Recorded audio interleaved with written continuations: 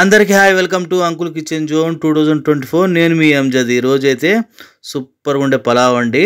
Non veg అయితే కాదు, pure veg pulao, mushroom pulao. Taste అయితే సూపర్గా ఉంటుంది. నాన్ వెజ్ తినని వాళ్ళకు ఈ మష్రూమ్ పలావ్ చేసి పెట్టండి, సూపర్గా హ్యాపీగా తింటారు. చేయడం కూడా చాలా ఈజీ. ఇది ఇంకెందుకు కలిసి వచ్చేయండి మన రెసిపీలోకి. ఇప్పుడు స్టవ్ మీద ఒక బిర్యానీ గిన్నె అయితే పెట్టుకునేద్దాము. పలావ్ గిన్నె కొంచెం మందంగా ఉండే గిన్నె తీసుకుంటే మనకు అడుగు పట్టదండి. దీంట్లో ఒక పెద్ద స్పూన్తో నెయ్యి వేసుకున్నాను. మీరు ఈ ప్లేస్లో బటర్ అయినా వేసుకోవచ్చు. అలాగే 4 చెంచాల నూనె అయితే పోసుకున్నాను. ఇవి కరిగిన తర్వాత మనకు బిర్యానీ ఆకు 2, పట్టా వచ్చేసి ఒక 3 ఇంచులవి 2 పీసులు, అలాగే గ్రీన్ ఇలాచీ ఒక 2, పెద్ద ఇలాచీ 1, మిరియాలు ఒక 10, లవంగాలు ఒక 8, అలాగే 2 పెద్ద సైజు ఎర్రగడ్డలను సన్నగడ్డ చేసి వేసుకున్నాను. అలాగే ఇందులో 4 పచ్చిమిరకాయలు వేసుకుని మనకు ఎర్రగడ్డలు బాగా మగ్గి గోల్డెన్ బ్రౌన్ కలర్ వచ్చేంత వరకు ఫ్రై చేసుకుందాం. చూసారు కదా, ఈ విధంగా మనకు ఎర్రగడ్డలు అనేది బాగా మంచి కలర్ రావాలి. అప్పుడే మనకు పులావ్ అనేది సూపర్ టేస్ట్ ఉంటుంది. మనకు ఎర్రగడ్డలు కలర్ మారిన తర్వాత ఒక పెద్ద స్పూన్తో అల్లం తెల్లగడ్డ పేస్ట్ వేసుకోవాలి. చిన్న స్పూన్ అయితే 2 స్పూన్లు వేసుకోండి. స్టవ్ అయితే మీడియంలో పెట్టుకొని అల్లం తెల్లగడ్డలో పేస్ట్లో పచ్చివాసన అయితే ఫ్రై చేసుకోవాలి. ఇప్పుడు మష్రూమ్ అయితే నేను 400 గ్రామ్స్ తీసుకున్నాను అండి. మష్రూమ్ నేను కట్ చేయలేదు, అలాగే వేసాను. మష్రూమ్ మనము 1-3 సార్లు బాగా కడుక్కోవాలి. అలాగే వేడి నీళ్ళు కూడా ఒకసారి కడుక్కుంటే మనకు క్లీన్గా వచ్చేస్తుందండి. 400 గ్రామ్ అయితే తీసుకున్నాను నేను మష్రూము. దాన్ని కూడా మనం మసాలాలు వేసి ఒక 5 నిమిషాలు అలాగా ఫ్రై చేసుకుందాము. ఇప్పుడు దీంట్లో ఒక గుప్పెడు కొత్తిమీర, గుప్పెడు పుదీనా వేసి అది కూడా పచ్చివాసన పోయిన 2 నిమిషాలు మనము ఫ్రై చేసుకుందాము. మనకు పుదీనా కొత్తిమీర మష్రూమ్లో పడగానే మంచి ఫ్లేవర్ అయితే వస్తుందండి. అలాగే దీంట్లో ఒక 1/2 స్పూను పసుపు అయితే వేసుకునేద్దాము.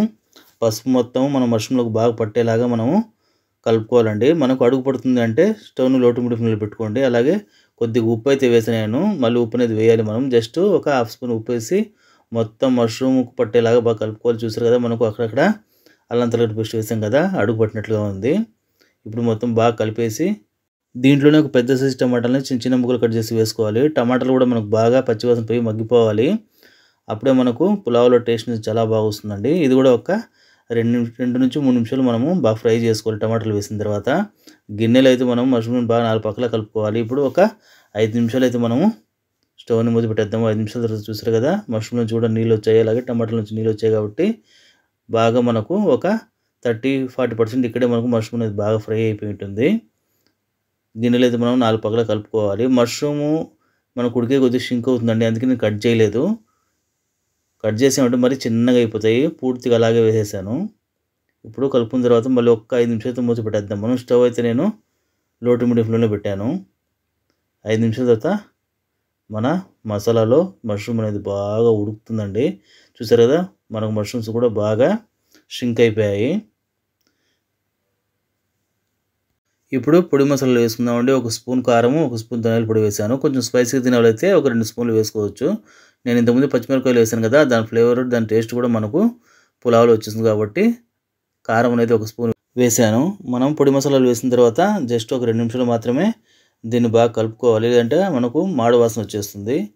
మనం వేసిన ధనియాల పొడి, కారం మొత్తం మష్రూమ్ బాగా పట్టేలాగా కలుపుకోవాలి.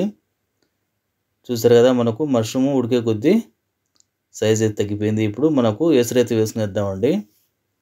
నేను ఈ కప్పుతో 1.5 కప్పు రైస్ అయితే వేస్తున్నానండి. రైస్ అయితే నేను మామూలు రైస్ అయితే తీసుకున్నాను, సోనా మసూర్ రైస్. ఈ కప్పుతో 1.5 కప్పు తీసుకున్నాను. నీళ్ళు అయితే మనం 3 కప్పుల నీళ్ళు అయితే వేసుకోవాలి కరెక్ట్గా. అప్పుడే మనకు పులావ్ అనేది బాగా పొడి పొడిగా వస్తుంది. ఎక్కడ కూడా మనకు గట్టిగా కాకుండా మెత్తగా కాకుండా కరెక్ట్గా మెజర్మెంట్ మనం నీళ్ళు పోసుకున్నామంటే మనకు రైస్ అనేది బాగా పొడి పొడిగా వస్తుంది. 1.5 కప్పుకి 3 కప్పుల నీళ్ళు అయితే పోస్తున్నాండి. నీళ్ళు పోసిన తర్వాత గిన్నెలో మనం 4 పక్కలు అయితే బాగా కలుపుకోవాలి. మన మసాలా అనేది కరెక్ట్గా ఉందండి. ఈ స్టేజ్లోనే మీరు ఉప్పు అనేది చెక్ చేసుకోవాలి. ఉప్పు అయితే 1 స్పూన్ అయితే వేసానండి. ఇంతకుముందు మనం కొద్దిగా వేసాం కదా, ఇప్పుడు 1 స్పూన్ అయితే వేసాను. ఉప్పు వేసిన తర్వాత బాగా కలుపుకోవాలి మనము. టేస్ట్ అయితే మనకి ఇది చాలా బాగుంటుందండి. ఫ్లేవరబుల్గా కానీ టేస్ట్ కానీ సూపర్గా ఉంటుంది. ఇప్పుడు దీన్ని ఒక 3 నిమిషాలు అయితే మూసి పెట్టేద్దాం. స్టవ్ని అయితే హై ఫ్లేమ్లో పెట్టేసి 3 నిమిషాల తర్వాత చూసారు కదా, మన ఎసురు అనేది బాగా పొంగుతుందండి. ఇలా వచ్చినప్పుడు మనం అరగంట ముందే బియ్యాన్ని నానబెట్టుకోవాలి. బాగా నీళ్ళని తీసేసి బియ్యం మొత్తం మనం మసాలాలు అయితే వేసేద్దామండి. అరగంట సేపు నానబెట్టుకున్నాను నేను ముందుగానే బియ్యాన్ని, సోనా మసూర్ బియ్యం. రైస్ వేసిన తర్వాత గిన్నెలో మనము 4 పక్కల మసాలాలు బాగా మునిగేలా కలుపుకోవాలి. ఇప్పుడు దీన్ని మనము మూత పెట్టేసి ఒక 3 నిమిషాలు అయితే ఉడికించుకుందామండి హై ఫ్లేమ్లో. చూసారు కదా, మన మష్రూమ్ పులావ్ అనేది కుతుకుతులాడుతుంది కదా, అలాగే నీళ్ళు కూడా దగ్గర పడుతున్నాయి. ఇప్పుడు దీన్ని మనము మీడియంలో పెట్టేసి ఇంకొక 5 నిమిషాలు అయితే మూత పెట్టేద్దాము. 5 నిమిషాల తర్వాత రైస్ చూసారా దగ్గర పడింది కదా. ఈ స్టేజ్లో ఉన్నప్పుడు రైస్ని ఎలా అంటే అలా కలపకూడదండి. ఒక సైడ్గా అయితే మనం రైస్ని అడ్జస్ట్మెంట్ చేసుకుంటూ కలుపుకోవాలి. ఎందుకంటే మనకు రైస్ అనేది మొత్తం ఒకేసారి కుక్ అవ్వాలి కదా. పైన గట్టిగా ఉండి లోపల మెత్తగా లేకుండా మొత్తం ఇవన్నీ ఒకేలాగా కుక్ అయ్యేలా మనం చేసుకునే విధంగా పైన సమానంగా చేసి మనం ఇప్పుడు స్టవ్ని పూర్తిగా సిమ్లో పెట్టేసి ఒక 20 నిమిషాలు వదిలేయాలి. 20 నిమిషాల తర్వాత మష్రూమ్ పులావ్ అయితే రెడీ అయిపోయిందండి. గుమ్మలాడుతూ చూస్తూనే నోట్లు నీళ్ళు ఉడుతున్నాయి కదా. టేస్ట్ మాత్రం చాలా బాగుంటుందండి.